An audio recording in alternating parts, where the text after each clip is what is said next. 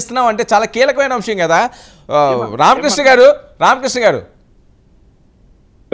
Sir okay, ఇప్పుడు వరకు జరిగే అంశం ఒకటి. రామకృష్ణ గారు నాకు స్ట్రైట్గా దీని మీద ఆన్సర్ కావాలి. నిజంగా జగన్మోహన్ రెడ్డి గారి నివాసం ఏమైనా అక్రమాలు జరిగి ఉంటాయని చెప్పి మీకు అనుమానాలు ఉన్నాయా? ఎందుకంటే ఇప్పుడు వరకు మిగతా అన్నీ వచ్చినాయి కానీ దీని మీద ఎవరో మాట్లాడలేదు. ఈరోజు వెంకటేశ్వరరావు గారు ఆ ప్రాంతవాసి మాట్లాడుతున్నారు అంటే ఏదో కీలకమైన అంశం అందులో ఉండే ఉంటుంది. ఇదేదో ఇష్యూ ఇలా ఉన్నది. జగన్మోహన్ రెడ్డి గారి యొక్క నివాసం మీద అది ఎవరి పేరు మీద ఉంది అనే దాని మీద మాత్రం చర్చ వచ్చింది కదా సార్. లాస్ట్ టైం కూడా వచ్చింది చర్చ. అంటే ఎవరి పేరు మీద ఉంది, ఎలా ఉంది, అసలు ఎవరి మీ నివాసం అంటే మీద అంటున్నారో అది మీ పేరునుందా, ఎవరి పేరునుందో చెప్పండి అని చెప్పి అనేటువంటి అంశం వచ్చింది ఆ రోజు. అయితే దానికి సంబంధించినటువంటి సందర్భాల్లో అసలు పర్మిషన్స్ ఏ స్థాయిలో తీసుకున్నారు ఏంటి అనేది కూడా ఒక సందర్భంలో డిబేట్ లోనే వచ్చింది. అంటే నేను కాదు కానీ ఆ టైంలో వచ్చింది. But what ever it may be, నేను మాట్లాడేది ఇక్కడ వ్యక్తిగతమైనటువంటి అంశాల కంటే కూడా అధికార దుర్వినియోగానికి పాల్పడిన అంశాలు, అధికారంలో ఉన్నప్పుడు జరిగినటువంటి నష్టం, చేసినటువంటి విధ్వంసం, ఇది ప్రధానమైన అంశం మీద నేను మాట్లాడతాను. ఎందుకంటే ఈ రోజు ఇప్పుడు ఒక ఇంట్లో ఒక గదిని అదనంగా కట్టారా లేదంటే అదనంగా కట్టలేదా అనే దానికంటే కూడా ఈ రాష్ట్రంలో చేసినటువంటి నష్టం, ఇందాక మాట్లాడేటప్పుడు చెప్పాను.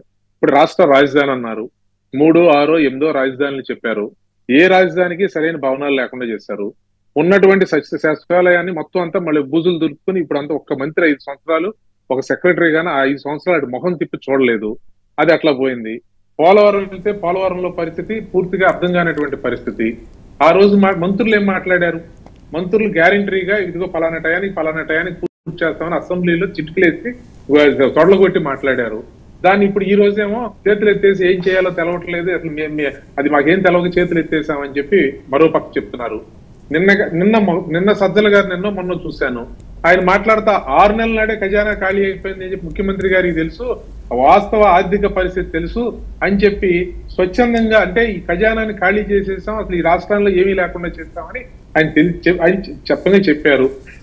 అదో పరిస్థితి. అంటే ముఖ్యమంత్రి అంటే ఇప్పుడు చంద్రబాబు నాయుడు గారికి తెలుసు 6 నెలల నాడే ఖజానా ఏమీ లేదని, అంటే హామీలు ఇచ్చినప్పుడు తెలవదా అనే దానికోసం చెప్తా ఆయన చెప్పారు. సరే హామీలు ఎలా నెరవేరుస్తాం, దానికి సంబంధించింది ఏంటి అనేది భవిష్యత్తులో చూద్దరు.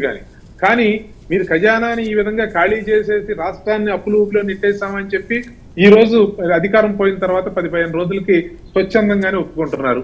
అంటే వీటన్నిటి మీద చర్చ జరగాలి. నేను మాట్లాడేది అది. ఇప్పుడు ఈ రోజు ఆయన చెప్పి మీకు 6 నెలల్లో మరి మీరేం చేశారు, లేదా వచ్చి రాబోయే 6 నెలల్లో అసలు ఏ విధంగా మీరు పరిపాలిద్దామని అనుకున్నారు?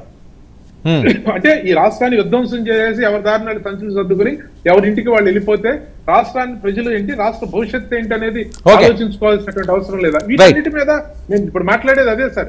ఇప్పుడు ఈ రోజు మేము ముగ్గురం కలిసి ఒక ఎన్డీఏ ప్రభుత్వాన్ని అబద్ధం చెప్పడానికో అవసరాల కోసమో లేదంటే అధికారం కోసం ఏర్పాటు చేయలేదండి. అధికారం తెలుగుదేశం పార్టీకి కొత్త కాదు, భారతీయ జనతా పార్టీకి కొత్త కాదు. ఈ రోజు వచ్చినటువంటి జనసేన వాళ్ళు పదే చెప్పేది మాకు అధికారంతో కాదు, మేము సంబంధించి రాష్ట్రం కోసమే పోరాటం చేస్తామని చెప్పి ఆయన 10 ఏళ్ళు 20 ఏళ్ళు ఉంటాను నాకెంతో అని. నేను ఒక్క నిమిషం సార్, ఐఎమ్ కంక్లూడింగ్. ఇక్కడ నేను అనేది ఎన్డీఏ ప్రభుత్వం ఎందుకు పెట్టుకున్నాం అనే దానికి ఎందుకు చెప్తున్నాం అంటే, ఆ రోజైనా ఈ రోజైనా ఈ రాష్ట్రంలో జరిగిన విధ్వంసాన్ని పూర్తి చేయాలంటే ఒక వ్యక్తి వల్ల కాదు. ఒక మనిషి ఒక కట్టడం నిర్మించాలంటే 100 మంది పనిచేయాలి. ఒక కట్టడాన్ని కూల్చడానికి ఒక పొలుగును ఒక మనిషి సరిపోతాడు రోజు మొత్తంలో. కట్టడాన్ని నిర్మించడానికి సంవత్సరం పాటు 100 మంది పనిచేస్తే కానీ దాన్ని నిర్మించలేము. కానీ ఒక రోజులో మనం ఒక పొలుగుతోనో ఒక పారతోనో లేదంటే ఒక మిషన్ తో ఒక్క రోజులో ధ్వంసం చేయొచ్చు.